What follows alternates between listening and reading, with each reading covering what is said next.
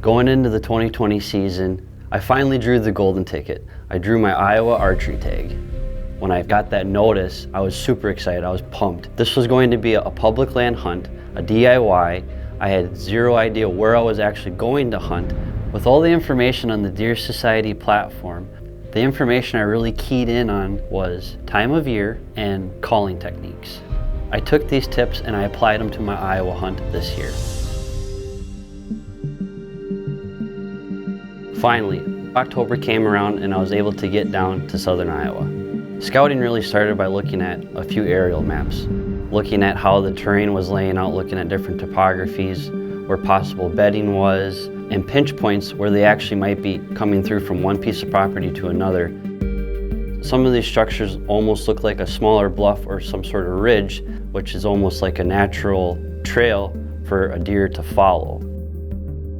Normally it would either end up at a possible staging area where the deer could sit on top of that ridge and watch the food source, or even wind the food source before committing on going in all the way.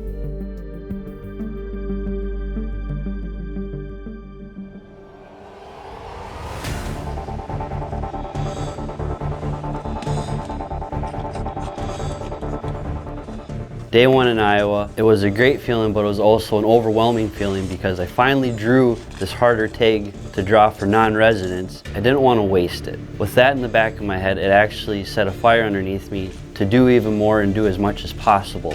And with the technology that we have with these cellular cameras, I was able to throw up a few cameras on some of these spots and let those cameras sit, bake, and give me as much intel as they possibly could, while I still continued on my scouting in other areas, trying to maximize my opportunities. One spot that I chose, there was a dry creek where deer were piling into and coming up on the banks of where this little transition area was. With the high traffic area that I came across, it was a no-brainer to throw up one camera in that area.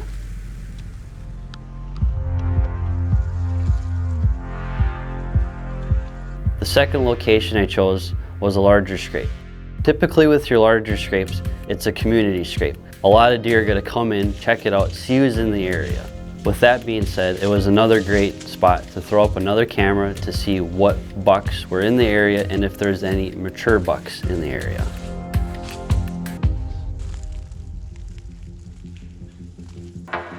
It was going to be a waiting game, and I didn't feel confident enough to hang up a stand or pick out a stand location to start hunting. I was going with the mentality of doing as much as I could from afar without pressuring these deer too much, tipping them that there's possible danger in the area.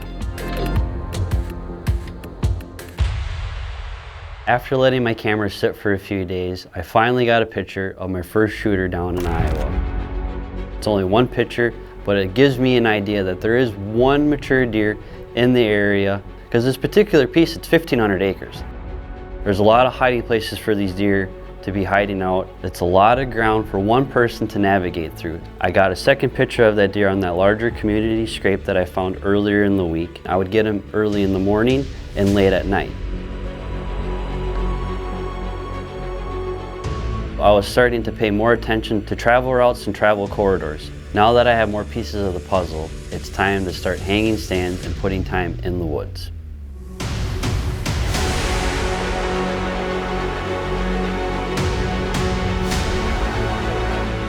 It's starting to rain, so I think it'd be a good time to go hang my stand way back in there for a morning hunt, and then see what this rain does and just start hunting once I get these stands established.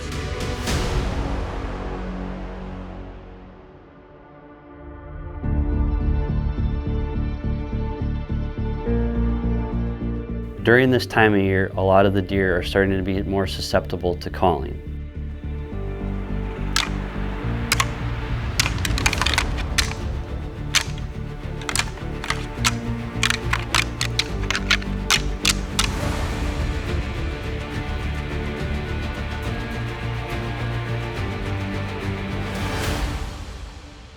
With my first rattling sequence, I was able to pull a deer off a ridge system, and he came in to investigate what was going on. It's a little buck.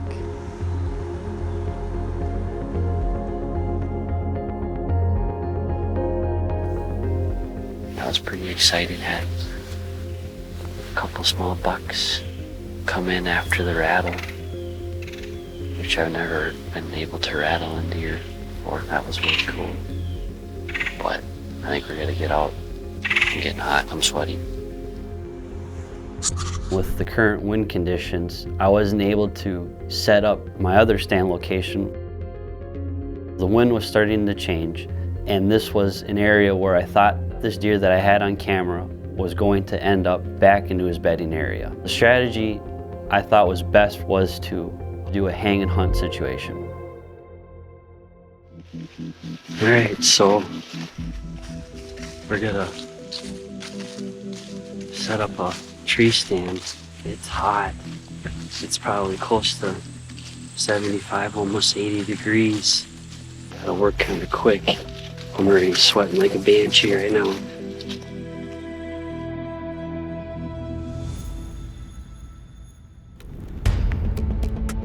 So down here there's beans, and I'm assuming that's where they're going, but by the time they get there, it's gonna be too dark. So I'm up here, up on this drainage. It's kind of a little bench. They got scrapes and a few rubs here. They said we're trying to get on him before it gets too dark. And we had at least an hour when he was here before it got dark. We got intel that a big buck is crossing from the east side going to the west side, which I was expecting the deer to pile out of here down to the egg fields to feed. We're gonna get to the truck. We're gonna do a little phase wash. I brought some water so I can wash my hair and upper body at least.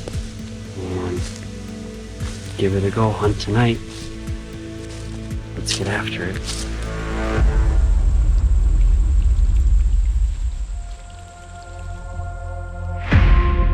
There was a ridge system that dropped off significantly. With this being an evening hunt, my thermals were going to dump off this particular ridge system, keeping the deer upwind of where I was accessing.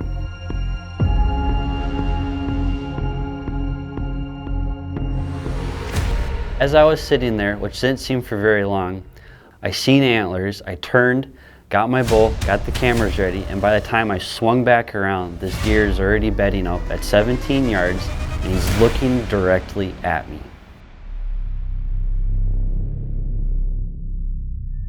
With this deer bedded up so close and looking directly at me, I'm feeling the gig is up. I need to try to make some sort of move and something happen quick.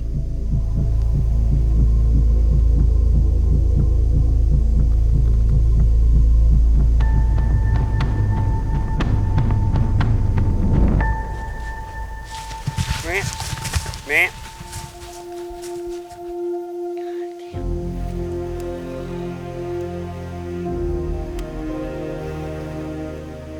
That's a hard pill to swallow, especially when you've been waiting 3 to 4 years to draw this non-resident tag. But it's still a major upset because you literally did everything right according to the book.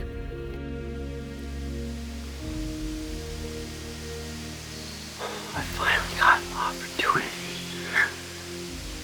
And I quit.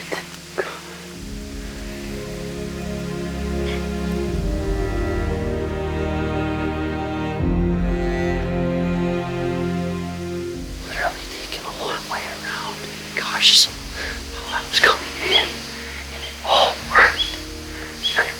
I could literally cry right now. I'm actually on the verge of tears.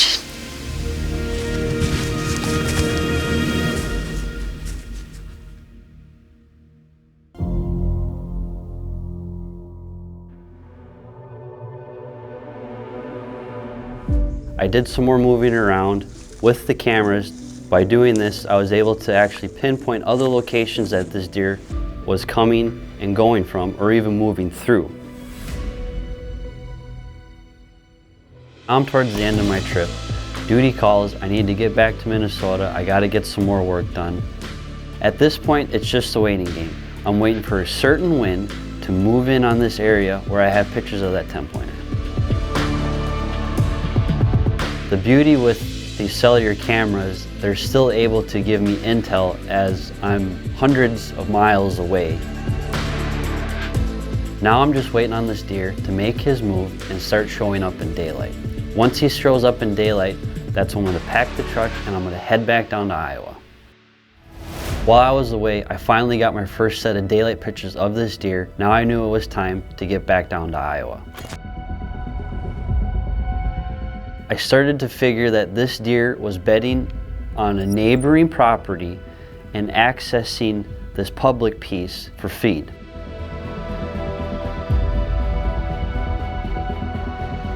With that being said, I picked out another stand location, but I didn't have anything hung up yet. I needed to get a stand on this location so I could start observing. As I'm literally hanging this stand, I have deer running underneath me, and one of the deer that ran underneath me while I was hanging my stand was my target deer. He was dogging the doe, and where he chased this doe was exactly where I thought he was coming off of. So I knew I was in the right area. It was just a matter of time. Got back in there early in the morning and I had my second encounter with this deer. Unfortunately, I wasn't able to get him on film, but it gave me another piece of the puzzle, and I needed to move my stand about 80 yards closer to where he was coming off of.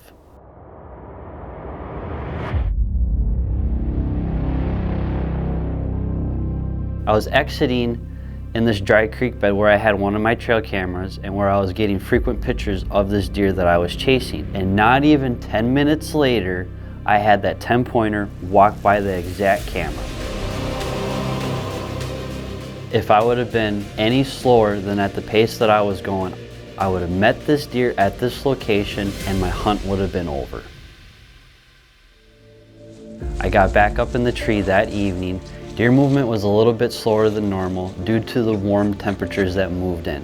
We're talking temperatures of anywhere from 70 to almost 85 degrees. It's freaking hot today. It's supposed to be in the 70 degrees. I think it's 75 right now. As the evening went on and I'm losing camera light really quick, I heard some sort of movement behind me. I turned around and wouldn't you know, it's the 10-pointer that I'm trying to get on. He's coming through a shooting hole. Unfortunately, he gets behind some branches, turns north, and goes right into feeding. With this event that just took place, it assured me I just needed to put time in this spot.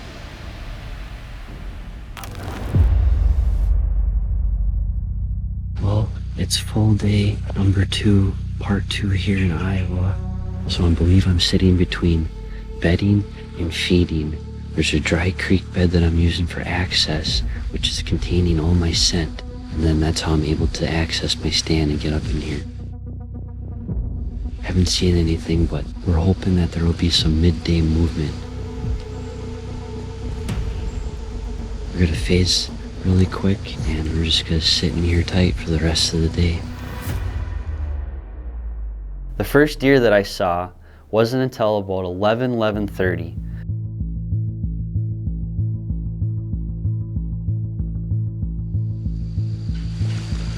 There's a good 8-pointer coming in.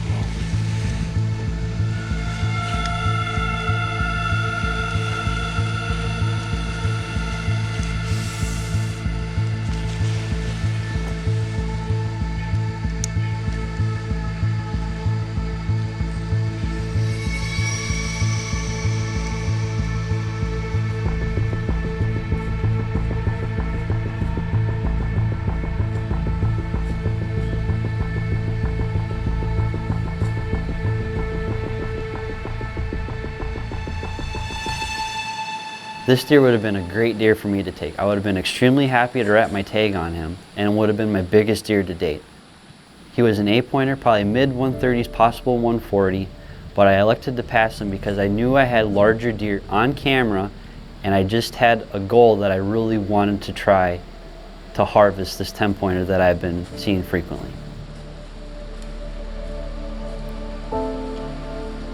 I've seen a lot bigger deer, but that was the first time we've actually had a deer in close that we could have shot. That's exciting. It's only about noon. And we finally just seen our first deer hunting public here down in southeast Iowa. Hopefully that's a good sign. The wind started to finally pick up, so it's gonna help push her scent up and over. As the evening went on, I would constantly check my wind with the floaters. Just because it was a westerly wind doesn't necessarily mean that in this particular spot the wind's blowing in my face.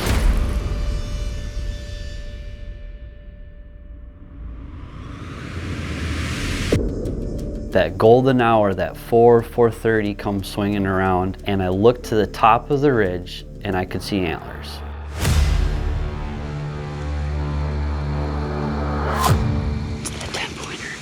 It's that 10-pointer I'm after. I knew this was that 10-pointer. He's coming in exactly the way I thought he was going to come in. Things are starting to look up. I get my cameras rolling. I grab my bow. I know I'm going to have an opportunity at this deer.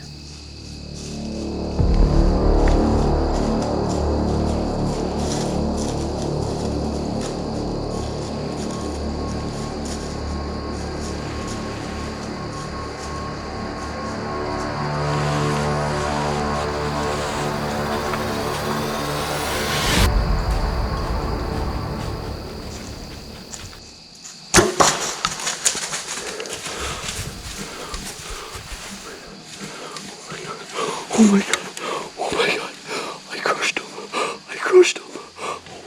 Oh my god, oh my god, I got him. I can't believe it. I got him. Oh my god.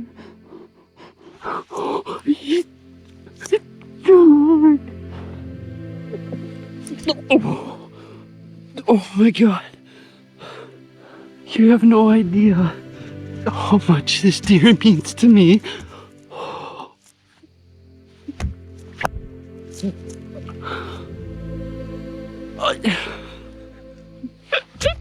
He's down right there.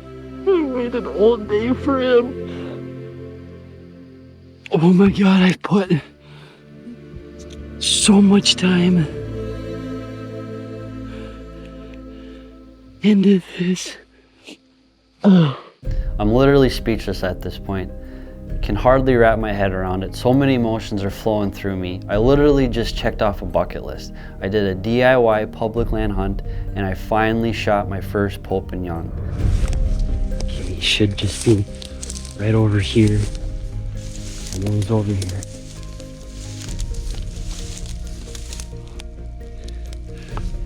Let's go put our hands on him.